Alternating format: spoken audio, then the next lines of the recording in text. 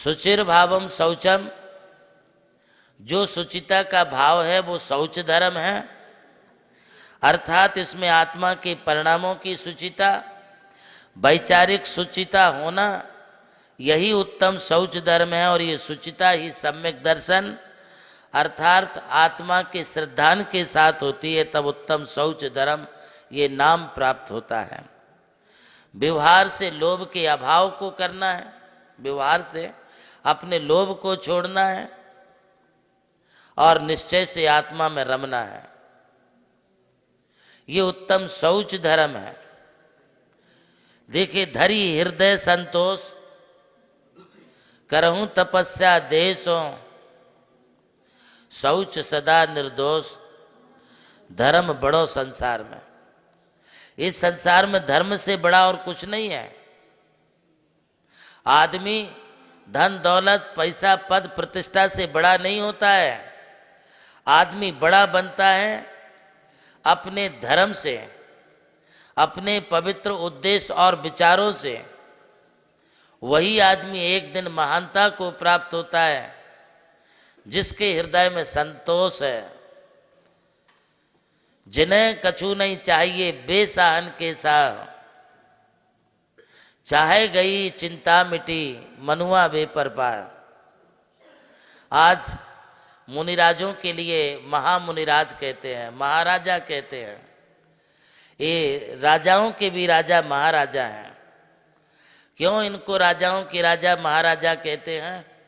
क्योंकि ये सब तरफ से निरपेक्ष भाव रख करके करऊं तपस्या देशों, अपनी देह से मात्र तपस्या करते हैं।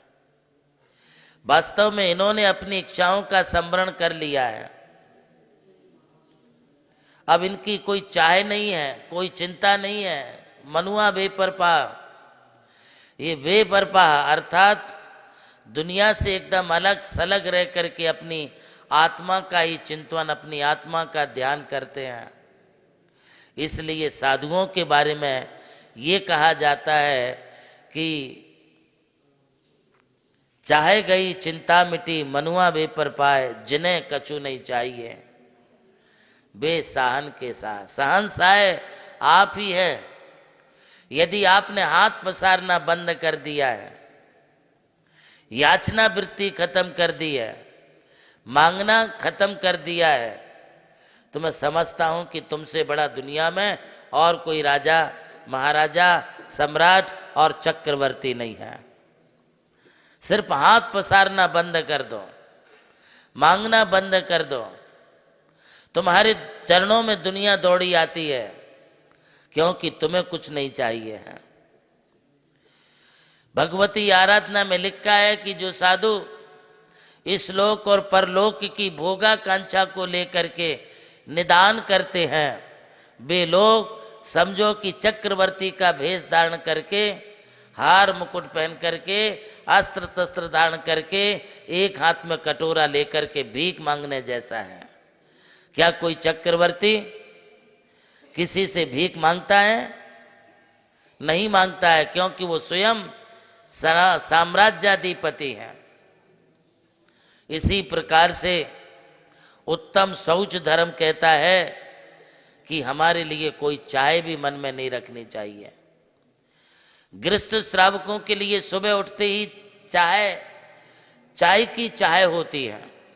प्रभु नाम तो नहीं लेते हैं, आत्म ध्यान तो नहीं करते हैं, ज्ञान की उपासना तो नहीं करते हैं, और सुबह उठ करके चाय ला दो, काफी ला दो, ये कर दो, वो कर दो। डिमांड जहां शुरू होती है, डिमांड ये शब्द बहुत अच्छा शब्द है, और डिमांड वाले व्यक्ति के मन में कभी भी निराकुलता नहीं रह सकती।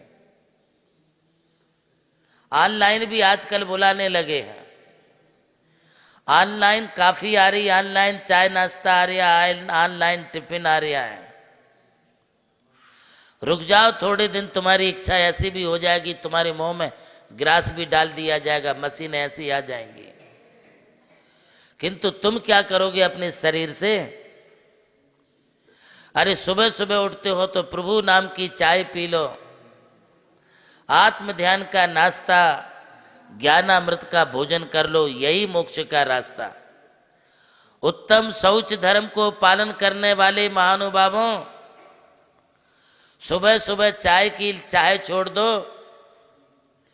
और प्रभु नाम की चाय पी लो। सुबह उठो, 9 बार नमोकार मंत्र बोलो, 108 बार नमोकार मंत्र बोलो, उसके बाद ही अपना बेड और बिस्तर छोड़ो। आत्म ध्यान का नाश्ता चंद मिनटों के लिए बैठ करके आत्म ध्यान करो।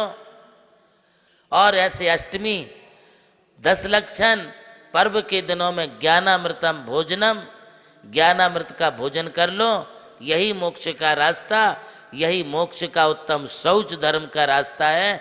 आइए हम सब मिलकर के आज उत्तम शौच धर्म पर अपने शरीर का, परिवार का, धन दौलत का मोह निवारण करके निर्लोभ वृत्ति से हृदय में संतोष धारण करके खूब तपस्या के मार्ग पर लगें। इसी भावना के साथ बोलिए उत्तम शौच धर्म की।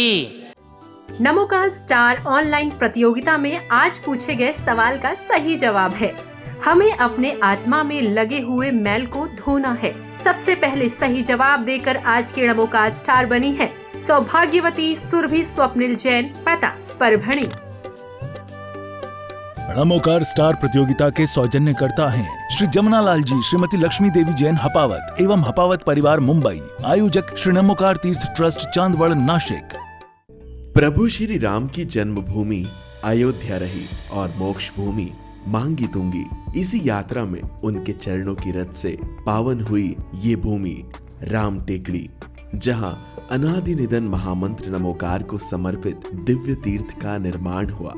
नमोकार तीर्थ जो स्थित है नासिक जिले की चांदवड़ तहसील के ग्राम मालसाने में, परम पूज्य गणाधिपति गणधराचार्य श्री कुंतु सागर जी महाराज के उत्तराधिकारी शिष्य परम पूज्य सारस्वताचार्य देवनंदी जी महाराज ने कई तीर्थों के जीर्णोद्धार के पश्चात एक ऐसे तीर्थ की परिकल्पना की कि जहाँ के दर्शन मात्र से ही जैन धर्म का ज्ञान हो सके, जिसके विशाल प्रांगण में प्रवेश करते ही दर्शन होते हैं विश्व के सबसे ऊंचे समोशरण के 108 फीट ऊंचा यह समोशरण बोलता हुआ समोशरण होगा, जो आधुनिक टेक्नोलॉजी पर आधारित होगा। इसकी परिक्रमा आप मिनी ट्रेन और नौका विहार के माध्यम से भी कर सकेंगे। समोशरण में भूतल पर कलिकुंड पार्श्वनाथ भगवान और पद्मावती माता के 24 स्वरूप विराजमान है। प्रथम तल पर चंद्र प्रभु भगवान की 32 फीट ऊंची अति मनोहर पद्मासन प्रतिमा विराजमान है।